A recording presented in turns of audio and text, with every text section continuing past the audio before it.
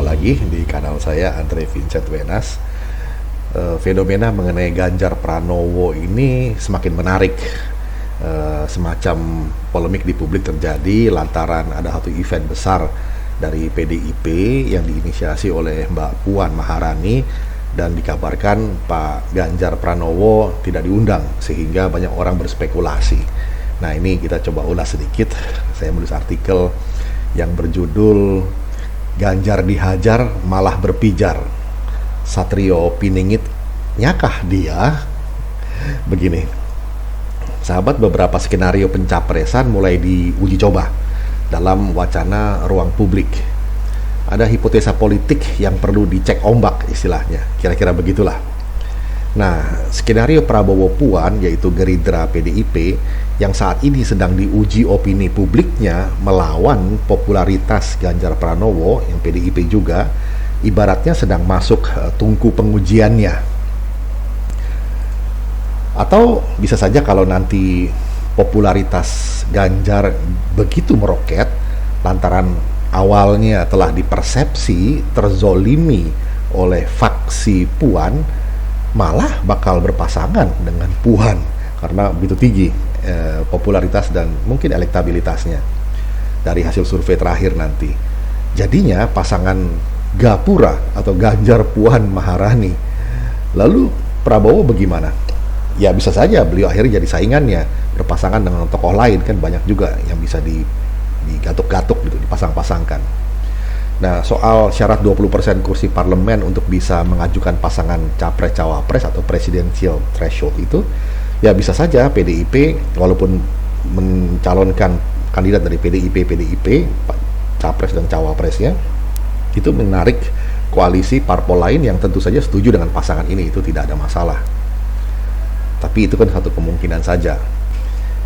Yang jelas, partai macam Gerindra, Golkar, PKS, Demokrat, PKB, dan Nasdem, juga P3 dan lain-lain, tak bakal cuma tinggal diam dan sambil menunggu arahan dari PDIP. Nah, partai-partai yang besar ini juga punya agenda, punya kepentingan, dan strateginya masing-masing. Sehingga kita bisa mengatakan cair sekali konstelasinya, dan cair pula kesempatan atau deal tentang berapa, kapan cairnya. Paham kan? Ini soal cair itu. Sementara di pihak lain ada figur macam Pak Anies Baswedan yang memang ambisius. Ia terus-menerus memainkan isu apapun itu. Nggak peduli isu itu baik atau buruk. Kebanyakan sih buruk. Asal saja namanya bisa terus dibicarakan publik. Ini istilahnya notorius lah begitu. Baru-baru ini bukannya ngurus DKI Jakarta, kabarnya Pak Anies malah sibuk dengan agenda bela Palestina. Nah, apa hubungannya dengan tupoksi atau tugas pokok dan fungsi Gubernur Jakarta? Entahlah, kita juga nggak tahu. Mungkin Pak Rizik dan Mbak Neno yang bisa atau mampu menjelaskannya. Lainnya ada nama-nama seperti Bu Risma, PDIP juga, Pak Erlangga, Golkar, Giring Ganesha dari PSI, Ridwan Kamil, Lanyala Mataliti yang juga mulai berkampanye lewat medsos, ya, Pak Erick Thohir, Sandiaga Uno, Pak Agus Harimurti Yudhoyono, Bu Khofifah, Pak Mahfud MD, Pak Muldoko, Bu Susi Pujiastuti, dan lain-lain. Yang jelas situasinya sekarang masih sangat cair. Tahun depan mungkin 2022 baru agak mengental, dan masuk di tahun 2023 ya seyoginya makin padat ya. Pilpres dan Pileg sendiri rencananya baru akan terjadi sekitar bulan Maret-April. Ada yang bilang juga mungkin Februari, malah lebih cepat, tahun 2024. Lalu setelah itu ada juga perhelatan besar Pilkada serentak, rencananya di bulan November 2024. Jadi tahun-tahun sibuk.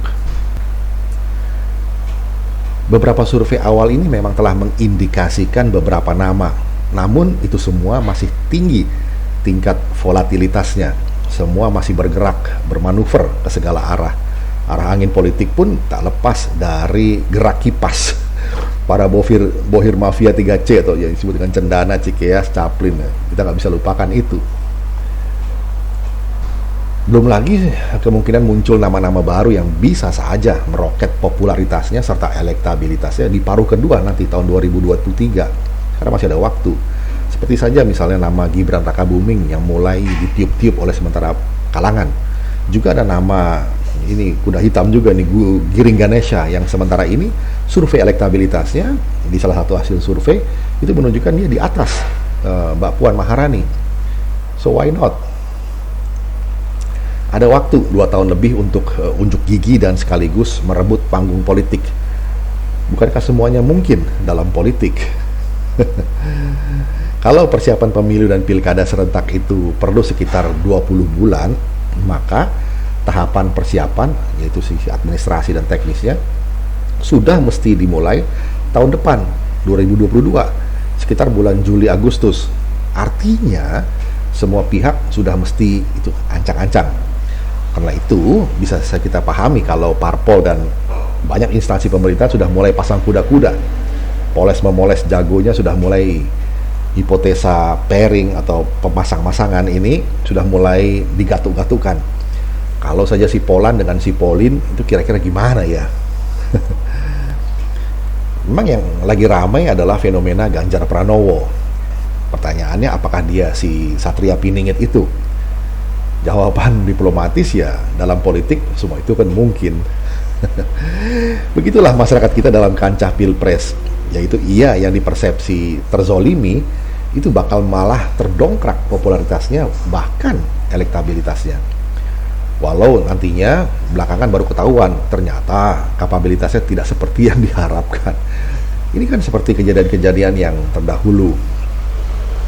Dulu Partai Demokrasi Indonesia atau PDI masih namanya itu dizolimi oleh rezim Orba sampai akhirnya pecah dan terbentuklah Partai Demokrasi Indonesia Perjuangan atau PDIP yang kita kenal sekarang.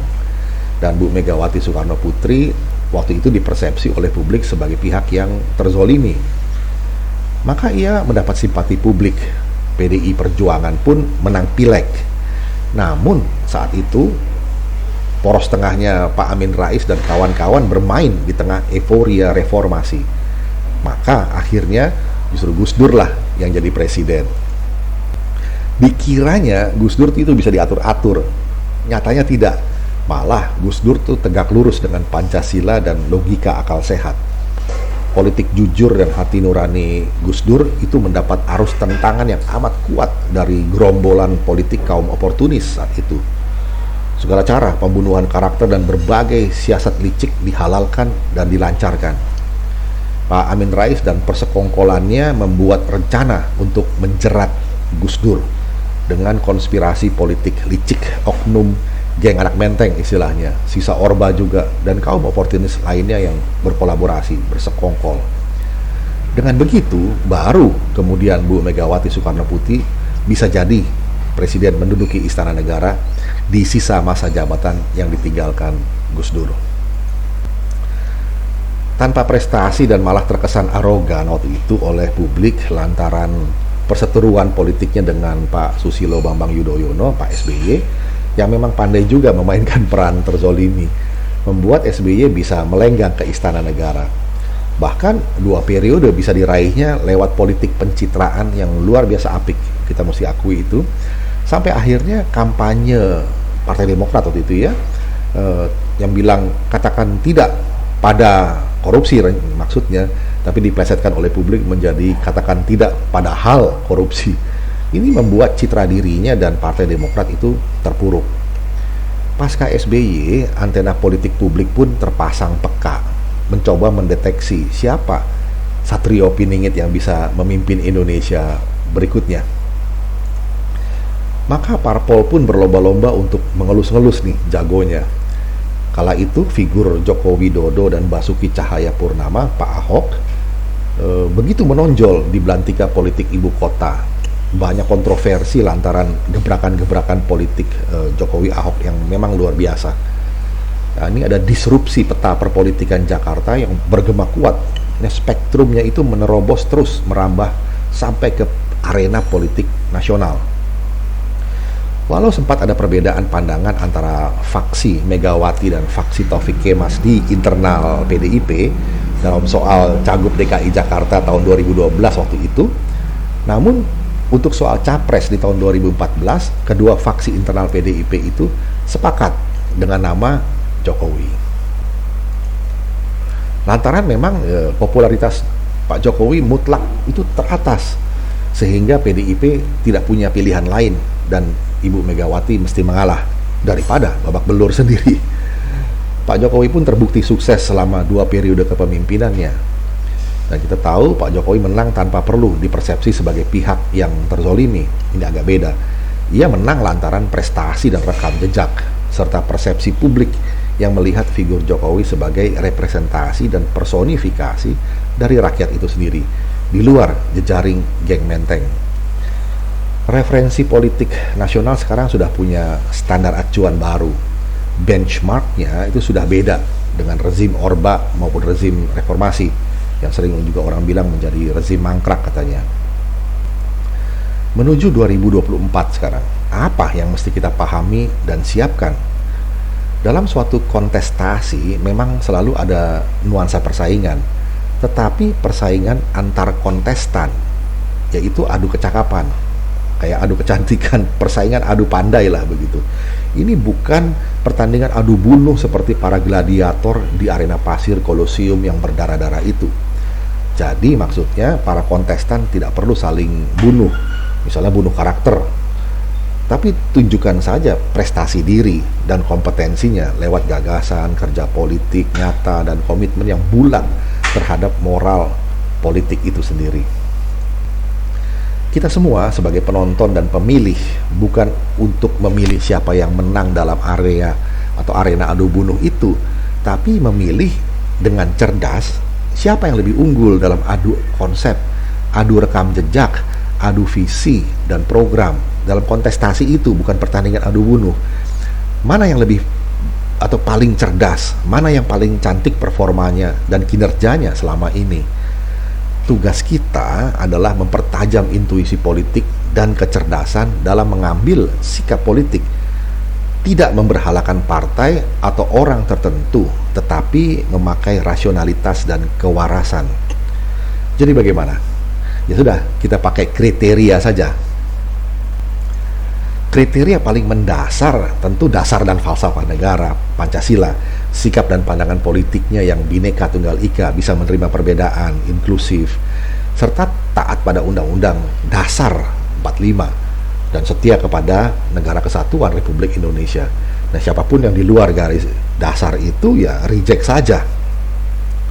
Nah, soal kriteria lainnya tentu lebih teknis dan seperti soal kepandaian, kesehatan, track record, rekam jejak, keberanian, leadership, atau kepemimpinan diri, kepemimpinannya di keluarga dan di organisasi.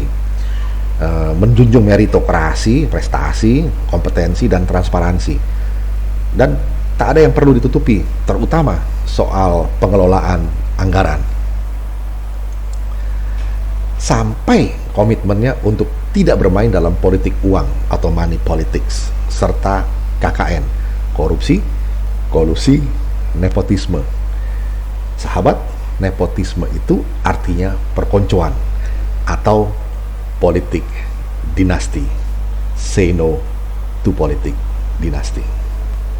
Demikian perbandingan kita, sedikit catatan terhadap peristiwa Pak Ganjar yang tidak diundang oleh Mbak Puan. Kiranya bisa menjadi bahan pemikiran. Terima kasih.